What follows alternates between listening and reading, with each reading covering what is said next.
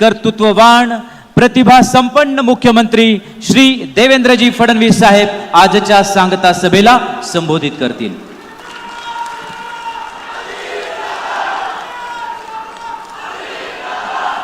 अमर रहे, अमर रहे, अमर रहे, अमर रहे। हिंदवी स्वराज्याचे सरसंस्थापक छत्रपती शिवरायांना मानाचा मुजरा करतो। भारतीय राज्यघटनेचे शिल्पकार भारतरत्न डॉक्टर बाबासाहेब आंबेडकर यांना मानवंदना अर्पित करतो, ज्यांनी संपूर्ण हिंदुस्थानामध्ये प्रशासन कसं असावं हे आपल्याला दाखवून दिलं। त्या लोकमाता पुण्यश्लोक अहिल्यादेवी होळकर यांना नमन करतो, ज्यांची 200वी जन्मजयंती आपण साजरी करतो। ते महात्मा ज्योतिबा फुले, क्रांतीज्योती सावित्रीबाई फुले यांनाही नमन करतो। लोकशाहीर अण्णाभाऊ साठे आणि तमाम महामानवांना या ठिकाणी वंदन करतो। आणि सगळ्यात महत्त्वाचं म्हणजे ज्यांच्याकरता आपण या ठिकाणी सगळे उपस्थित झालो आहोत ते माझे मित्र, माझे मोठे भाऊ, बारामती सहित तमाम महाराष्ट्राचे लाडके दादा अजितदादा पवार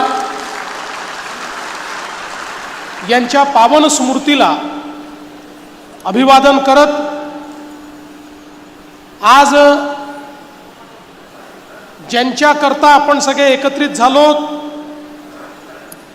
या निवडणुकीतील आपल्या सर्वांच्या उमेदवार आणि राज्याच्या पहिल्या महिला उपमुख्यमंत्री श्रीमती सुनेत्राताई पवार,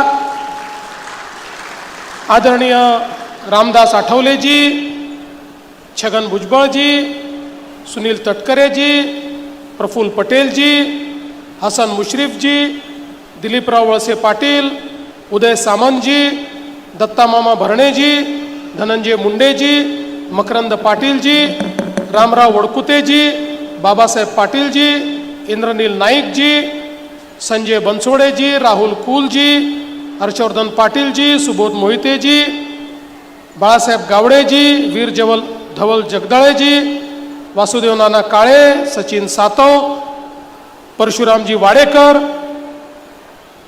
आणि दादांचा वारसा या ठिकाणी चालवण्याची जबाबदारी असलेले खासदार पार्थदादा पवार, जयदादा पवार, मंचावर उपस्थित आमचे सर्व सहकारी आमदार, जिल्हा परिषद, पंचायत समितीचे सर्व पदाधिकारी, लोकप्रतिनिधी आणि उपस्थित सर्व भगिनी आणि बंधूंनो,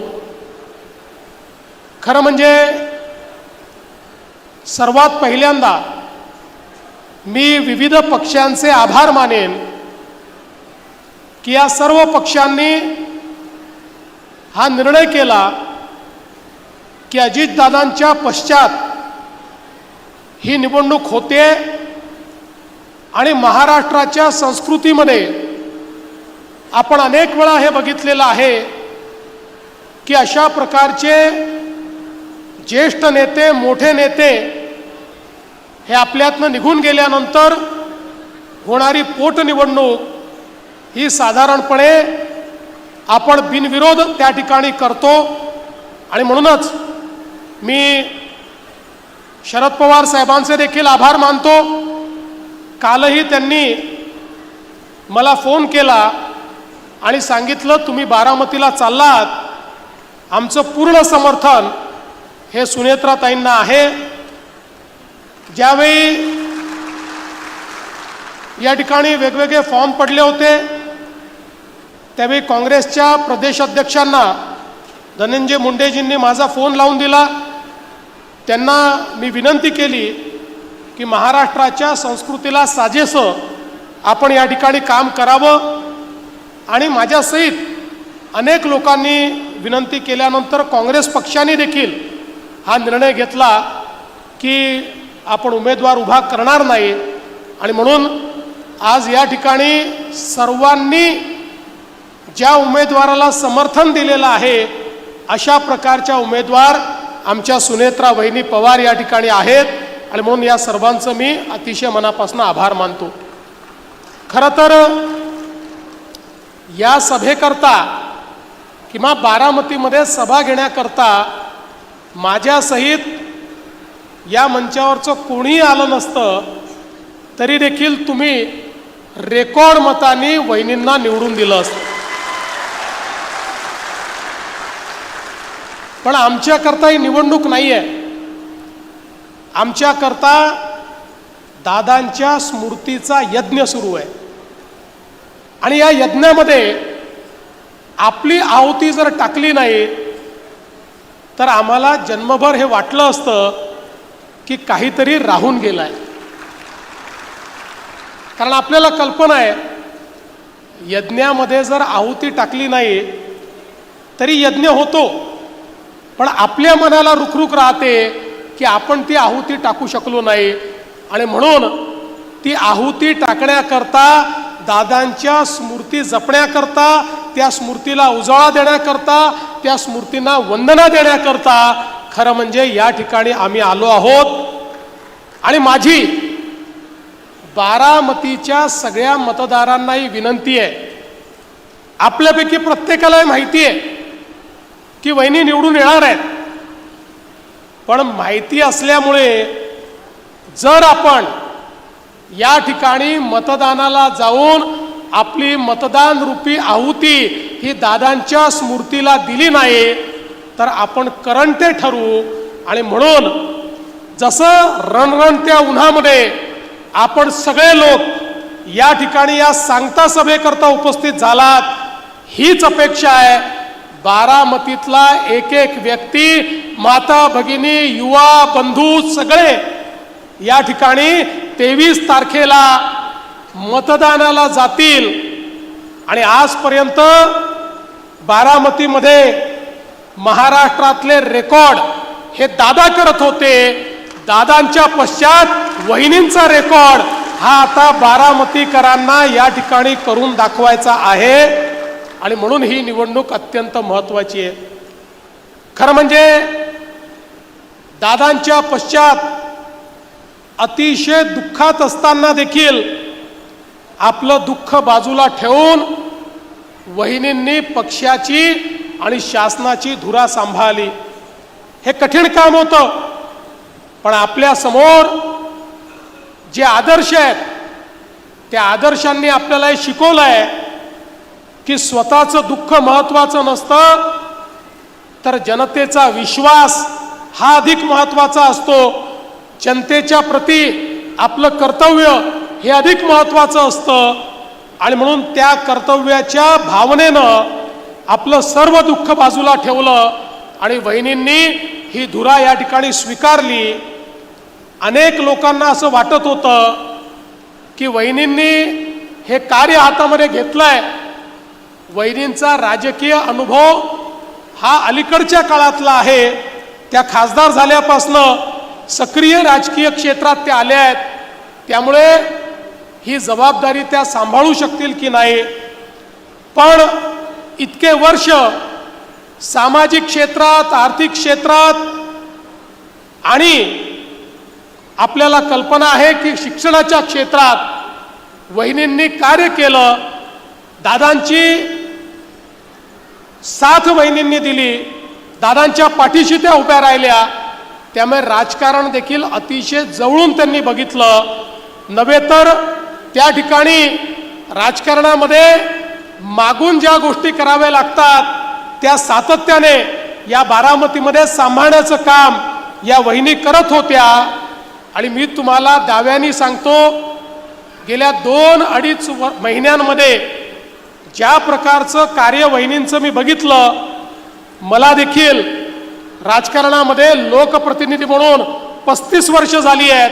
त्यामुळे एखाद्या नेत्याची क्षमता काय आहे ही आता ओळखण्याची क्षमता माझी देखील तयार झाली आहे. आणि मी तुम्हाला दाव्यानं सांगतो, दादांची स्वप्न पूर्ण करण्याची सगळी क्षमता ही वहिनींमध्ये आहे आणि वहिनींच्या रूपाने या महाराष्ट्राला केवळ पहिल्या उपमुख्यमंत्री नाही तर एक सक्षम नेतृत्व लाभलेलं आहे हे या ठिकाणी सांगताना मला या ठिकाणी यत्किंचितही माझ्या मनामध्ये शंका नाही. खरं तर अजितदादा पवारांसारखं नेतृत्व हे तयार होण्याकरता अनेक तप त्या ठिकाणी लागतात. अशा प्रकारचं नेतृत्व हे अनेक आगीच्या झळी सोसत संघर्ष करत आणि त्या ठिकाणी जनसामान्यांची मन जिंकत तयार होत असतं. महाराष्ट्राच्या कानाकोपऱ्याची माहिती असलेलं नेतृत्व, महाराष्ट्रातल्या सर्व जाती समाजामध्ये धर्मांमध्ये एक आपलेपणा निर्माण केलेलं नेतृत्व, महाराष्ट्राच्या विकास यात्रेमध्ये ज्यांनी मोठं योगदान दिलं असं नेतृत्व, महाराष्ट्राला कुठे न्यायचंय याची पूर्ण कल्पना असलेलं आणि त्याबद्दलचं मानचित्र असलेलं नेतृत्व. आणि हे सगळं करत असताना आवश्यक असेल त्यावेळेस कणखर, पण आवश्यकता असेल त्यावेळी अतिशय मऊ अशा प्रकारचा स्वभाव असलेलं हे नेतृत्व. खरं म्हणजे अशा प्रकारचं नेतृत्व एखाद्या राज्यामध्ये तयार होण्याकरता खूप वाट पाहावी लागते. पण हे असं आमचं तयार नेतृत्व ज्यांनी मागच्या काळामध्ये 11 अर्थसंकल्प या महाराष्ट्रामध्ये मांडून त्या अर्थसंकल्पाच्या माध्यमातून महाराष्ट्राला दिशा दिली, उपमुख्यमंत्री म्हणून वेगवेगळ्या कार्यकाळाचा रेकॉर्ड तर केलाच, पण त्याच वेळी महाराष्ट्रामध्ये विकसित महाराष्ट्राकरता जो काही पायवा आहे तो पायवा ठेवण्याचं कार्य देखील अजितदादांनी या ठिकाणी केलं. आणि म्हणूनच अजितदादांचं निघून जाणं हे केवळ या ठिकाणी सुनेत्राताई, पार्थ, जय यांचं नुकसान नाही, हे केवळ बारामतीकरांचं नुकसान नाही, तर या अखिल महाराष्ट्राचं हे फार मोठं नुकसान दादांच्या जाण्याने झालेलं आहे. बंधू भगिनींनो, मला अतिशय जवळून दादांसोबत काम करण्याची संधी मिळाली. अनेक वर्ष आम्ही एकमेकाच्या विरोधात देखील काम केलं, पण वैयक्तिक जिव्हाळा हा कधी कमी झाला नाही आणि त्यातूनच आम्ही एकत्रित आलो. आणि मला ही अपेक्षा होती की किमान पुढचे 15-20 वर्ष तरी आता एकत्रितपणे दादा असतील, मी असेन, शिंदे साहेब असतील, आम्ही या ठिकाणी काम करू. आणि दादांसोबत काम करण्याचा आनंद हा वेगळा होता, कारण दादा हे रोखठोक नेतृत्व होतं. मगाशी आपण बघितलं, याचा अनुभव माझ्या सहित सगळ्यांनी घेतला. दादांनी हो म्हटलं तर काळ्या दगडावरची रेग, आणि दादांनी नाही म्हटलं तर ते परमनंट नाही. अशा पद्धतीनं थेट आपल्या सर्वांशी व्यवहार करणारे दादा होते. आणि त्याच वेळी जे संकल्प घेतले आहेत ते संकल्प पूर्ण करण्याकरता कुठल्याही प्रकारची मेहनत करण्याची तयारी ही दादांमध्ये होती. गुणग्राहकता हा दादांचा स्थायी भाव होता. या गुणग्राहकतेतून दादांनी तयार केलेला एक एक प्रकल्प जर आपण बघितला तर मला असं वाटतं की त्या प्रत्येक प्रकल्पाचा प्रत्येक अणुरेणू, त्यातला प्रत्येक कण ही दादांची जी आपली महती आहे, दादांची जी आठवण आहे ती आठवण आपल्याला सांगतो. कारण या प्रत्येक गोष्टीत दादांनी आपला जीव ओतला. सरकारी काम हे सरकारी कामासारखं नाही, तर सरकारी काम हे सर्वोत्तम दिसलं पाहिजे या दृष्टीनं दादांनी नेहमी काम केलं. आणि म्हणूनच आज ज्यावेळी दादांच्या संपूर्ण कार्याकडे आपण मागे वळून पाहतो त्यावेळी या महाराष्ट्राला त्यांनी लावलेली आर्थिक शिस्त ही देखील खऱ्या अर्थानं त्यांनी महाराष्ट्राला दिलेली देणगी आहे, याबद्दल माझ्या मनामध्ये कुठली शंका नाही. आज खरं म्हणजे अनेक नवीन कामं दादांनी सुरू केले होते. दादांचे अनेक स्वप्न होते. बारामती करता होते, महाराष्ट्रा करता होते. नीरा करहा हा नदी जोड प्रकल्प ज्या माध्यमातून बारामतीच्या दुष्काळी भागामध्ये पाणी मिळालं पाहिजे हा प्रयत्न दादा करत होते. मी तुम्हाला आश्वस्त करण्याकरता आलो आहे, वहिनींच्या नेतृत्वामध्ये हा प्रकल्प पूर्ण करण्याकरता आम्ही सगळे त्यांच्या पाठीशी उभे आहोत. या ठिकाणी जनाई सिरसाई बंदिस्त पाईपलाईनचा विषय असेल, करा नदी सुशोभीकरणाचा विषय असेल, बारामती करता बृहत पाणी पुरवठा योजनेचा विषय असेल, शिवसृष्टीचा विषय असेल, बाह्य वळण रस्त्याचा विषय असेल, बारामती नीरा रोडचं चौपदरीकरण असेल, पाटस बारामती रोड करता नवीन भूसंपादन असेल, एक नाही 100 कामं ही दादांनी हातामध्ये घेतली होती. बारामतीला त्यांनी देशातलं एक सुंदर शहर तर केलंच, या संपूर्ण मतदारसंघाला दादांनी एक वेगळं अशा प्रकारचं चित्र निर्माण करून दाखवलं. पण त्याच वेळी त्याच्याही पलीकडे काम करण्याची दादांची इच्छा होती. कॅन्सर हॉस्पिटल असेल, या ठिकाणी त्यांच्यामुळे तयार झालेलं मेडिकल कॉलेज असेल, जिल्हा क्रीडा संकुल असेल, बारामती रेल्वे क्रॉसिंगच्या ठिकाणी भुयारी मार्ग असेल, इतके कामं दादांना करायचे होते. पण मला विश्वास आहे आता त्याच तडफेनं आणि त्याच गुणग्राहकतेनं आदरणीय सुनेत्रा वहिनींच्या नेतृत्वात यातलं एक एक काम पूर्ण होईल. आणि निश्चितपणे ज्यावेळी ही कामं पूर्ण होतील त्यावेळी स्वर्गातून दादा देखील या कामांना आशीर्वाद देतील, याबद्दल माझ्या मनामध्ये शंका नाही. आणि म्हणून बंधू भगिनींनो, मी फार जास्त या ठिकाणी बोलणार नाही, पण आपल्या सर्वांना एवढीच विनंती करतो, दादांबद्दल आपल्या प्रत्येकाच्या मनामध्ये संवेदना आहे, प्रेम आहे. आणि विशेषतः ज्याचा वहिनींनी उल्लेख केला, दादांचा ज्या प्रकारे अपघात झाला त्यातनं प्रत्येकाला मनातनं असं वाटतं की या अपघाताचं सत्य काय आहे हे बाहेर आलं पाहिजे. मी सभागृहातही सांगितलं, आज देखील या ठिकाणी सांगतो, जोपर्यंत हे सगळं सत्य बाहेर येत नाही आम्ही कोणीही शांत बसणार नाही, स्वस्थ बसणार नाही. हे सत्य आम्ही बाहेर आणल्याशिवाय या ठिकाणी राहणार नाही. आणि म्हणून आपण सर्वांना माझी विनंती आहे, 23 तारीख दादांवर प्रेम दाखवण्याची तारीख आहे. 23 तारीख दादांना खरी श्रद्धांजली देण्याची तारीख आहे.